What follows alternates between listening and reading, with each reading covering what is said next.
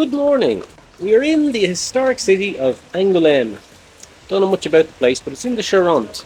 And in 1848, it was sacked by Nick's people, the Vikings. Anyway, we're waiting here for a train that's going to carry us a bit further north, where we're going to pick up the supercar. And then we're going to pick our way back through an area of the Périgord National Park, which I haven't visited before, and go and see an old chateau. Because it's miserable here today, so I fancy doing something nice, inside.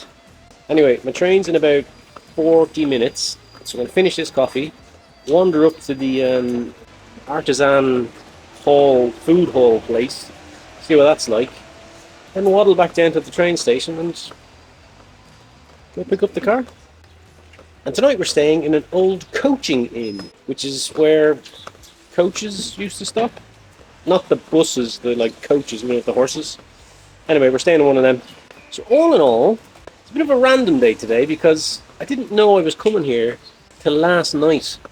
I was going to fix the lawnmower today and get the grass cut, but it's absolutely peeing down with rain. So no grass is going to be cut for the next couple of days. So the plan is, pick up the supercar, stop somewhere on the way home, and then maybe tomorrow when I get home, finish that lawnmower and get that grass cut.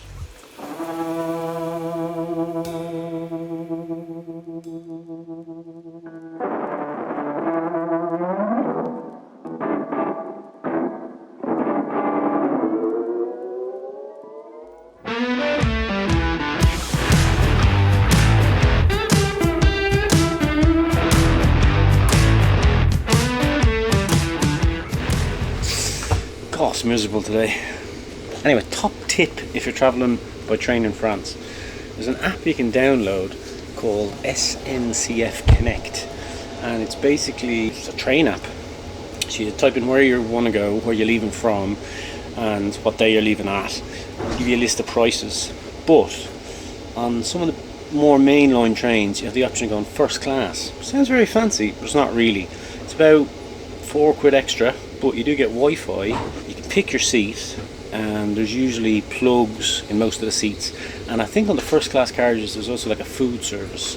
So SNCF Connect. This vlog is not sponsored by SNCF Connect. I wish it was, because the train over here was 50 quid. But no, it's not.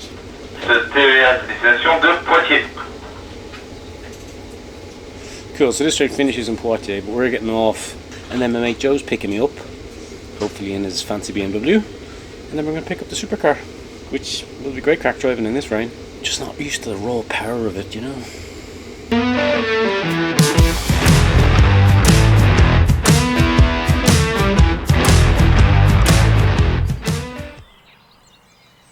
Wow, there it is. Do you know, I used to have a picture of one of these cars on my bedroom wall when I was a child. It was kind of the first car that made an impression on me when I was a kid, because where my parents live in Dublin, they got like a gravel yard behind the house, and one of our neighbours used to have one of these cars, and he used to keep it in the yard, my dad's yard, because he didn't want it left up on the road. So I'd see it every day. I remember he used to play in the yard and just sort of stare at it and look at it, and it was the car that first got me interested in what it would be like to be able to drive. I suppose I was about 7 or 8 years old. It's a classic. Do you want to have a look at it? Hang on, I'll show you.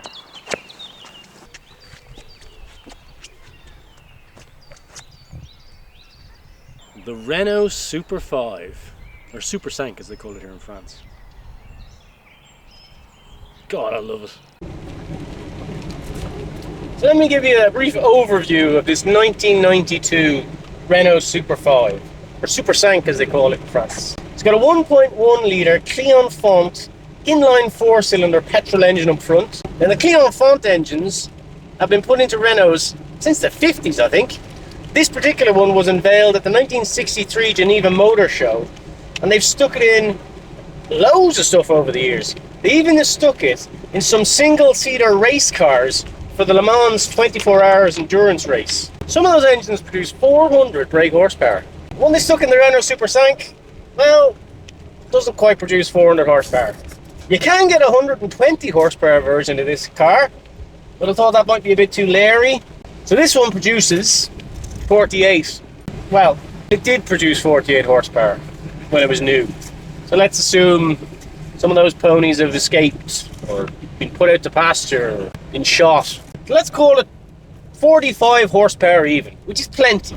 Because this car weighs approximately the same as a half full tin of baked beans. It's just a nippy little super duper car, the Super 5. I mean, if you live in France and you don't have an old Renault 5, what are you doing with yourself? This is the type of car that feels like it's going 100 miles an hour when you're doing 25 through a village. It's just got that kind of da-da-da-da-da-da. Here I come, I'm a Renault 5. Classic, iconic, old French car. Just, it can't beat a Renault 5. And this particular Renault 5 was owned by my mate Steve. My mate Steve knows a thing or two about cars. Many hours have been spent with Steve over the years, chatting about old cars, and there's nothing he doesn't know about them. Engines, the whole thing. You ask Steve a question about an old car, he'll give you its entire history. Very nice man.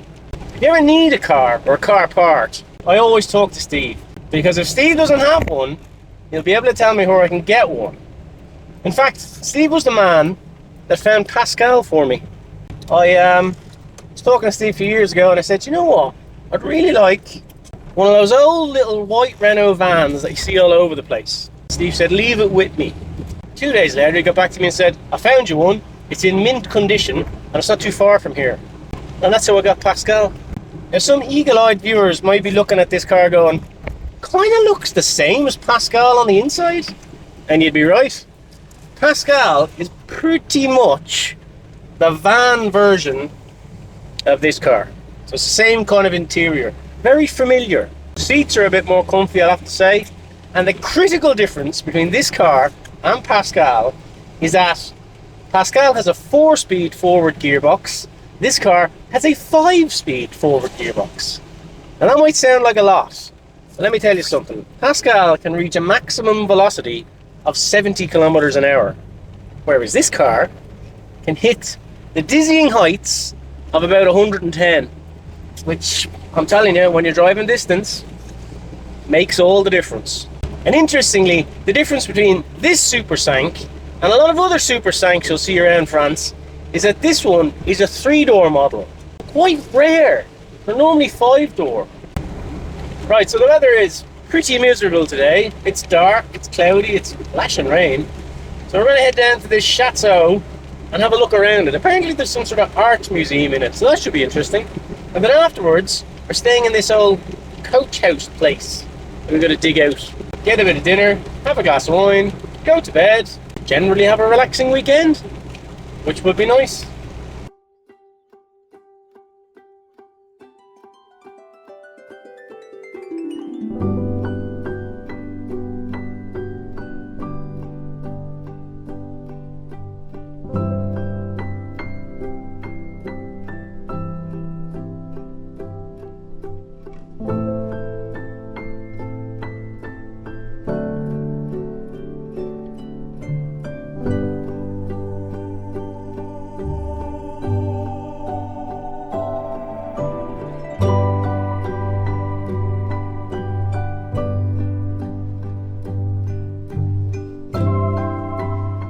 Apparently every spiral staircase in a chateau runs clockwise, because if you're left-handed, it's easier to swing a sword when you're attacking the castle going upstairs.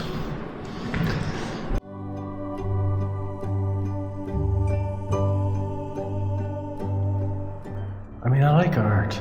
I like art galleries. This is modern contemporary art, which, well, I don't think I have the language for it, let me put it that way. But effectively what that is 2 clay pots and a band of copper going between the two of them. I mean, it's, yeah.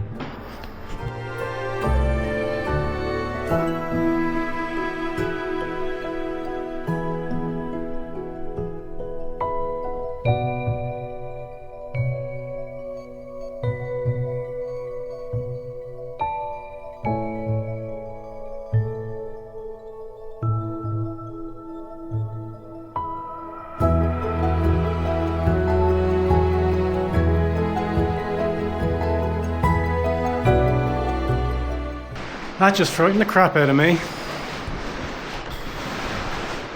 So this is the Chateau de Rochechart. It was built in the 12th century and was home to the Viscounts of Rochechart. And the most interesting story I can find out about the place is that it was once home to Viscount Amory VII of Rochechart. And he was married to a lady called Alex, who was known far and wide for her beauty and grace. And the story goes that the steward of the castle, not Amory VII, fell in love with Alex and pursued her relentlessly. Now Alex rebuked all his advances. So the steward decided to go to Amory VII and say that in fact Alex was the one pursuing him. And in a fit of jealous rage, Amory had Alex thrown into the dungeons along with a lion that was given to him during an expedition he had down to the Crusades. So after a few days, they went back down and opened up the dungeon and found Alex sitting in the dungeon and the lion asleep beside her. So afterwards the story came out that in fact it was the steward of the castle doing the chasing and not Alex. So they decided to throw him down there with the lion. The lion promptly devoured him. And afterwards Amory had a stone lion embedded in the tower here. And ever since then the tower has been called the Lion's Tower. There is another chateau knocking about the place with a fellow called Amory that lives in it. Don't think they have a lion in the basement though.